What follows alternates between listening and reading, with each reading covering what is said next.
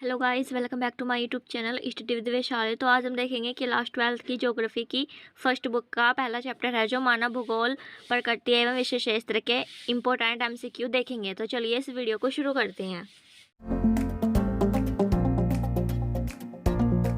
जो ये हमारा पहला बहुविकल्पीय यह है कि मानव भूगोल मानव समाजों और धरातल के बीच संबंधों का संश्लेषित अध्ययन है। यह परिभाषा किसने दी थी? तो ये रेटजेल ने दी थी।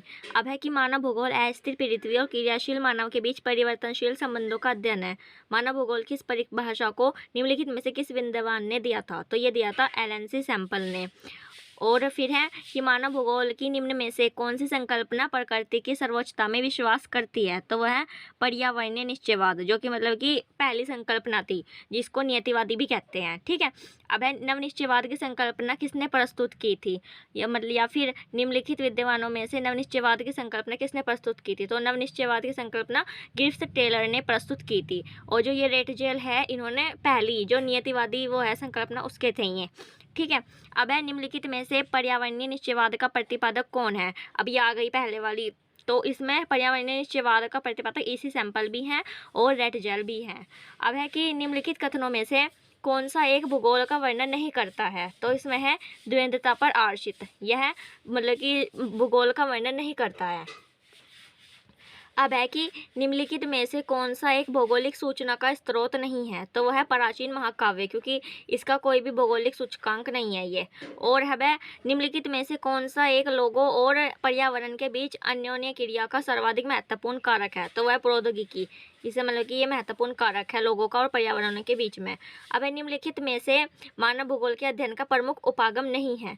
तो वह है प्रतीकात्मक उपागम नहीं है। अब है कौन आर्थिक भूगोल के से समृद्ध नहीं है? तो आर्थिक भूगोल से समृद्ध कौन नहीं है? चिकित्सा भूगोल। अब है कि निम्नलिखित में से कौन एक मानव भूगोल का उपागम नहीं है? तो वह है मात्रात्मक क्रांति।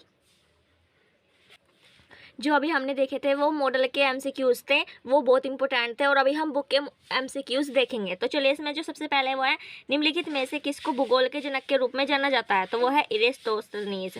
अब है ये वही है मानव भूगोल किसकी ये है? तो यह है एलन सैंपल की। और अब है जन्म दर और मृत्यु दर और साक्षरता आदि पहलुओं की विवेचना भूगोल के किस शाखा के अंतर्गत की गई है? तो वह है जनसंख्या भूगोल के अंतर्गत जन्म दर मृत्यु दर आदि की मतलब के बारे में बताया गया है। अब है कि जो सांस्कृतिक भूगोल है उसके अंतर्गत निम्न में से किसका अध्ययन किया जाता है? तो वह रीति रिवाज और भाषा, ये सब सांस्कृतिक भूगोल के अंतर्गत आता है।